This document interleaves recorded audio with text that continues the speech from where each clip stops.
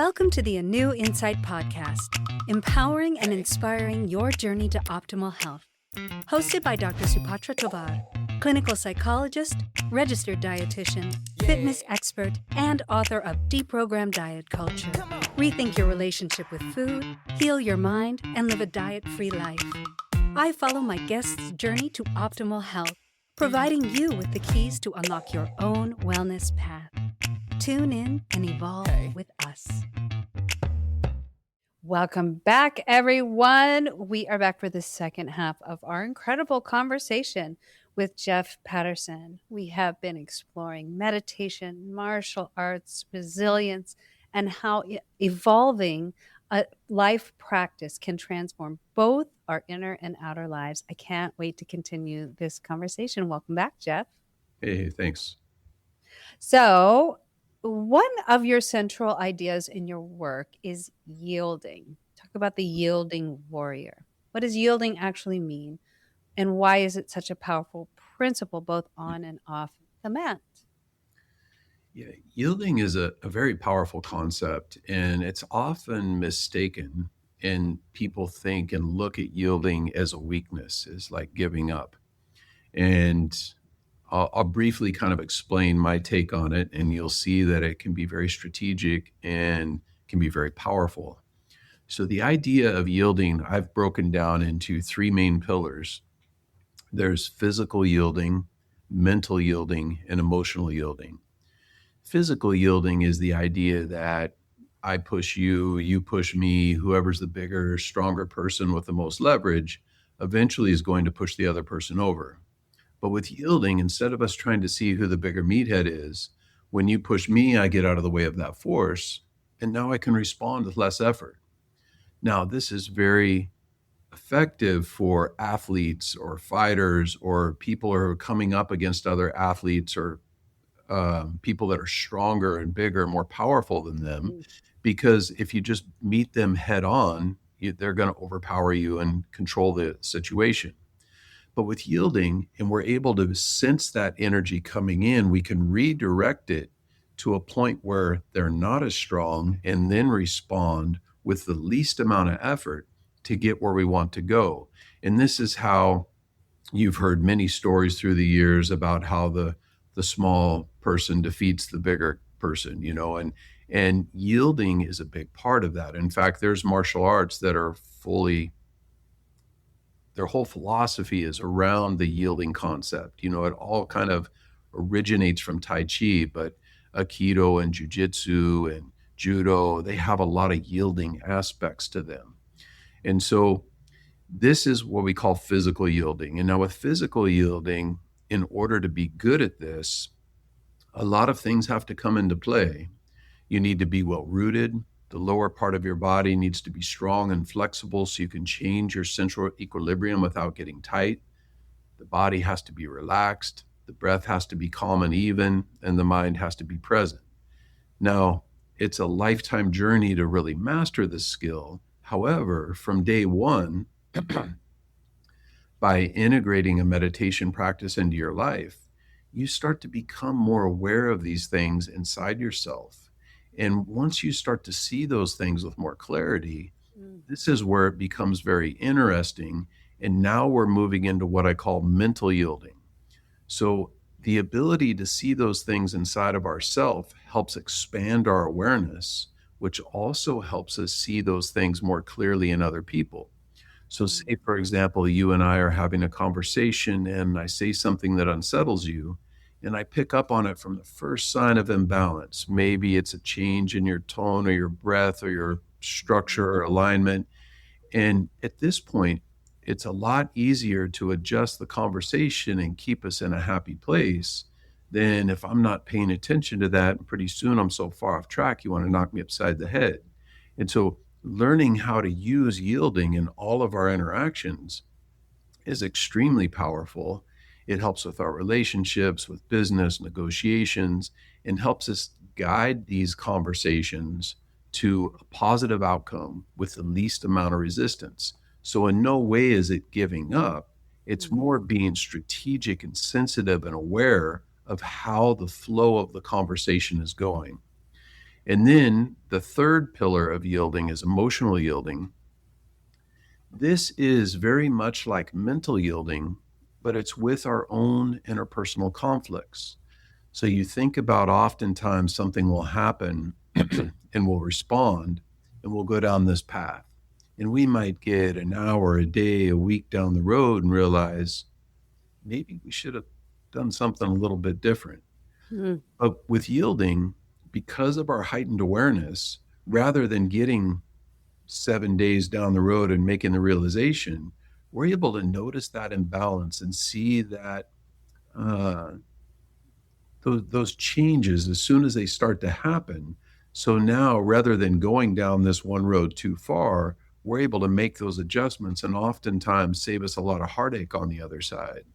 You know, when I start to talk about yielding in this way through the years, I've had so many people say, that makes a lot of sense. In fact, I do yielding all the time.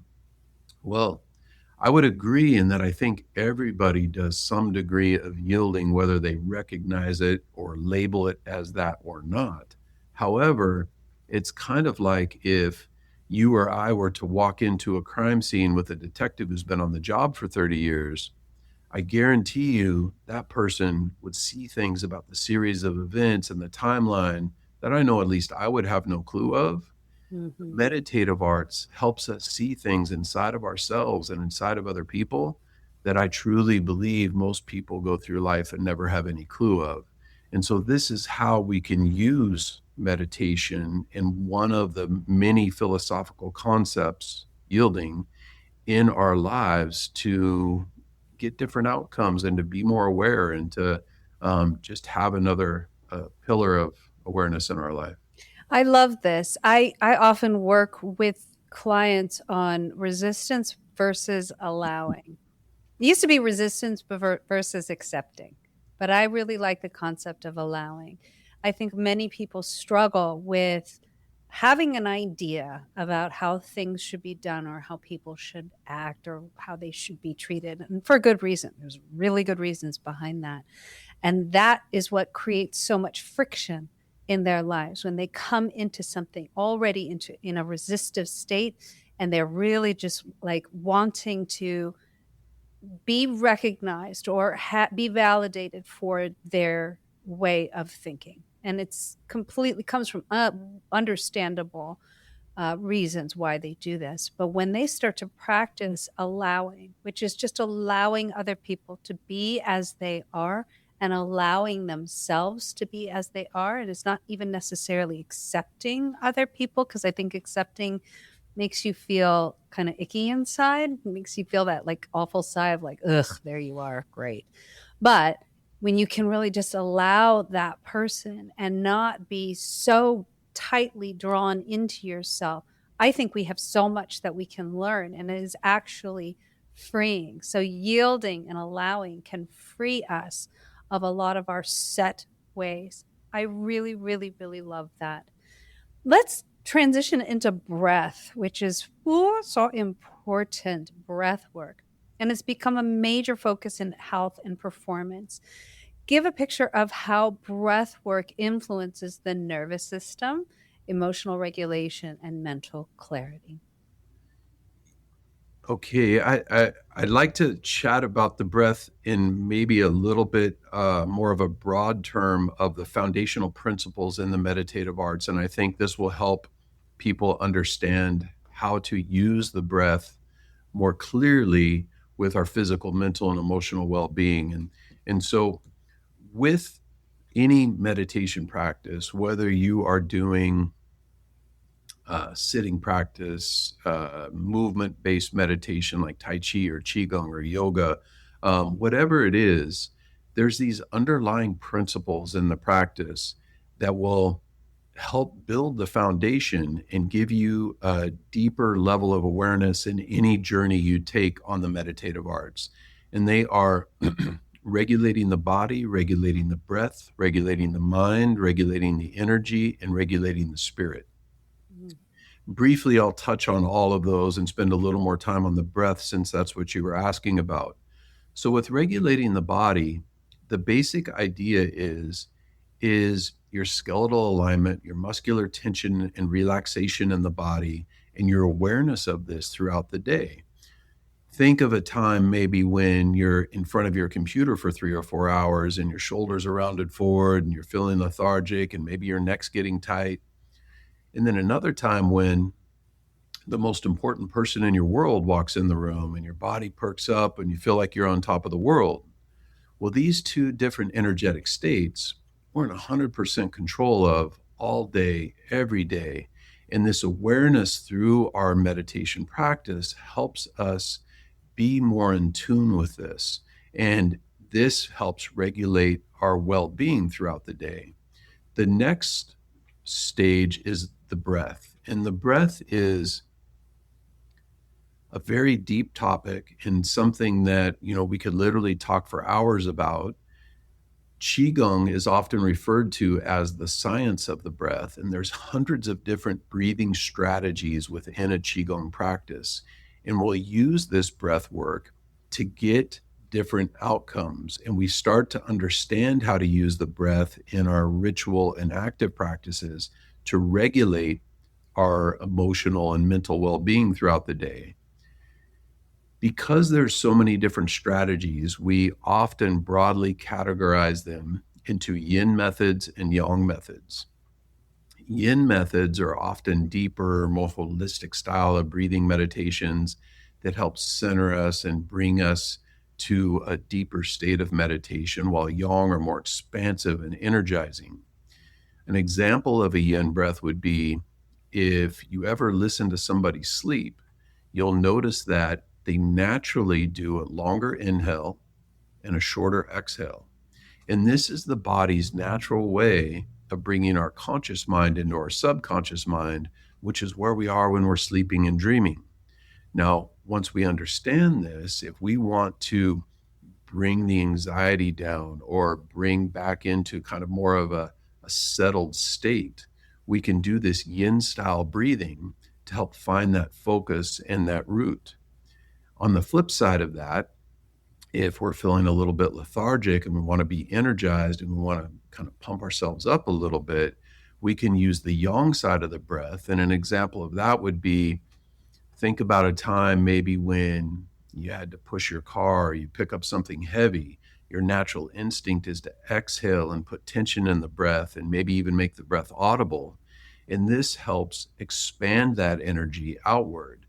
And when you understand how to use this, we call this balancing the kan and li, or the fire and water.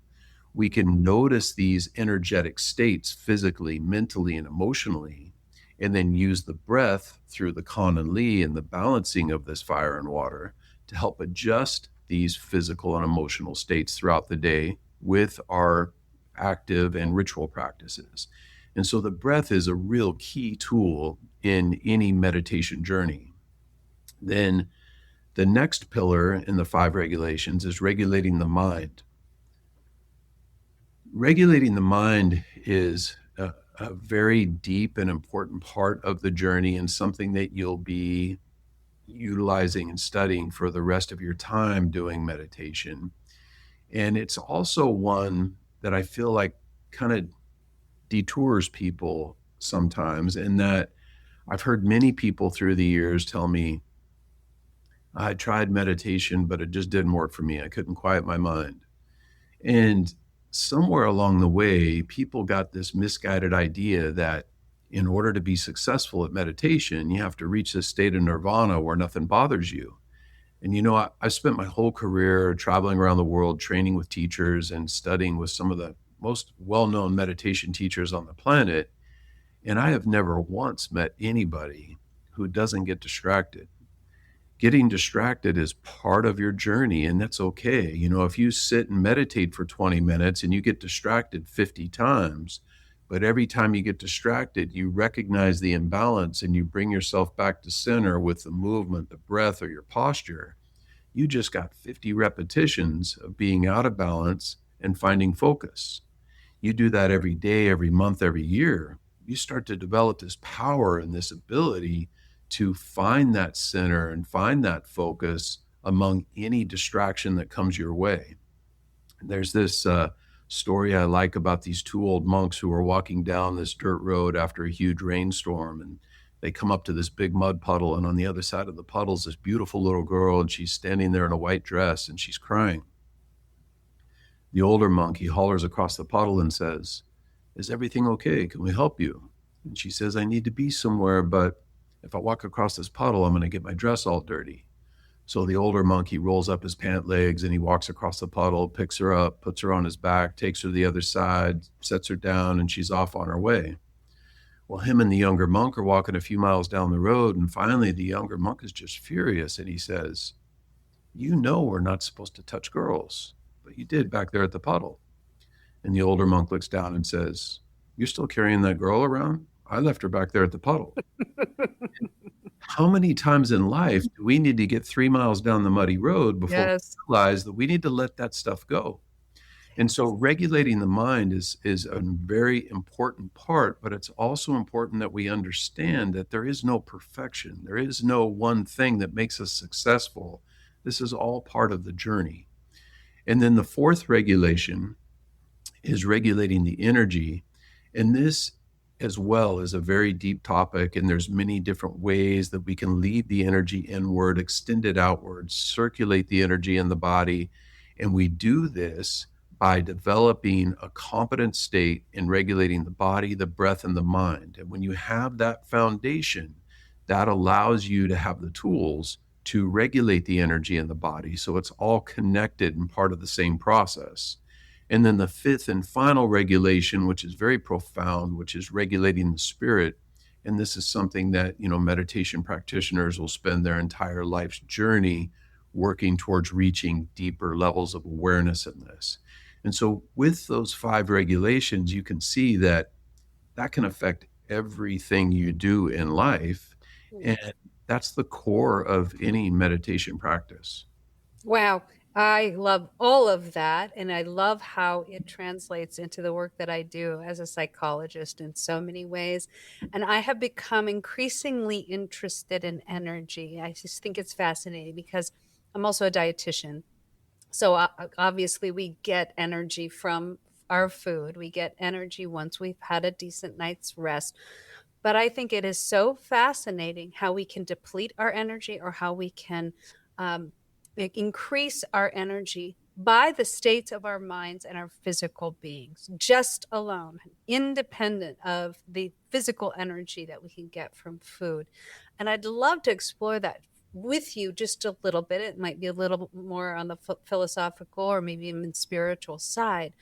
But what is that energy when we are in negative states of mind and we are in our sympathetic nervous system? Obviously, our energy will be depleted. That's where you see a lot of depression, and anxiety is also leading us to lower energy states. Even though we might be activated, eventually we get low in our energy. But just by becoming aware of our thoughts and choosing our thoughts more wisely and using our minds more wisely, whether it's, we used to see the worst case scenario all the time, instead seeing the best case scenario, starting to visualize better outcomes for us, all of a sudden we have a boost in energy.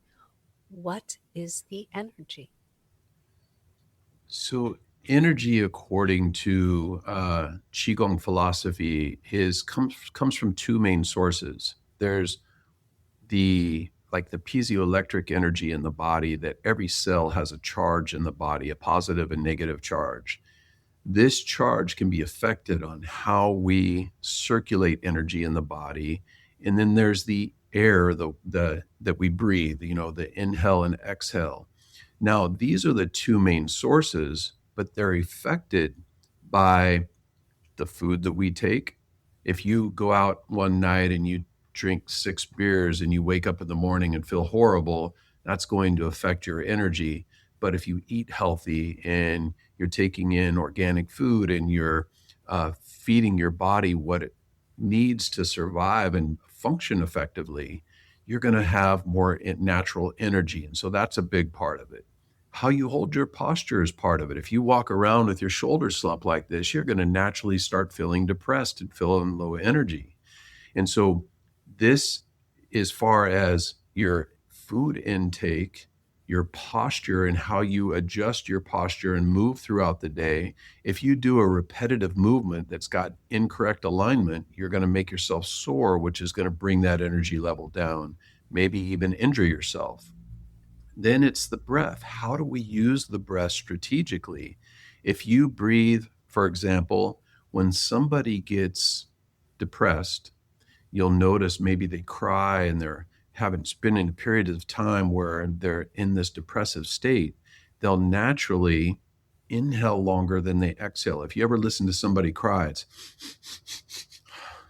they have this kind of breathing pattern. Well, when you do that over time, it will make you ill. It'll weaken your immune system. And that's why a lot of people who are depressed get sick. So it's a combination of all of these things put together, including our thoughts.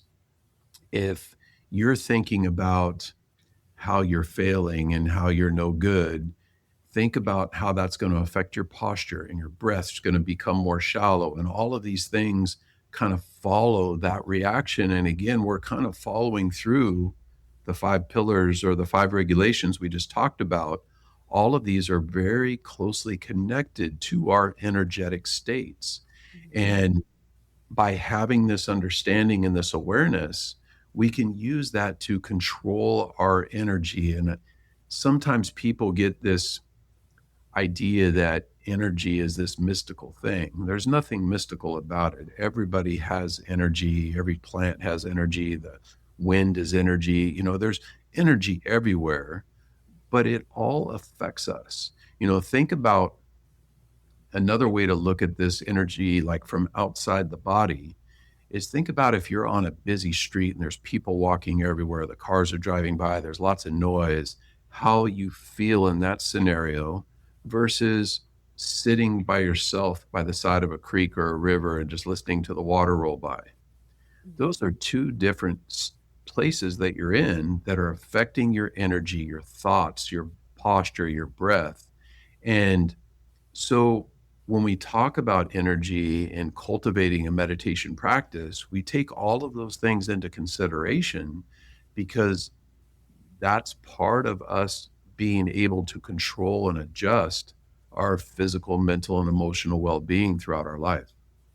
Yes, yes, and yes. And I also love, I've had a lot of conversations with Reiki masters, and I am fascinated, and really I think it's illuminating when you understand, or you look at the concept of the universal life force. You are absolutely right that everything is energy and everything is connected through this universal life force. And I think, and I hope I'm not wrong, but I think that we can either open ourselves up to that energy and then create and gain more energy, or we can close ourselves off.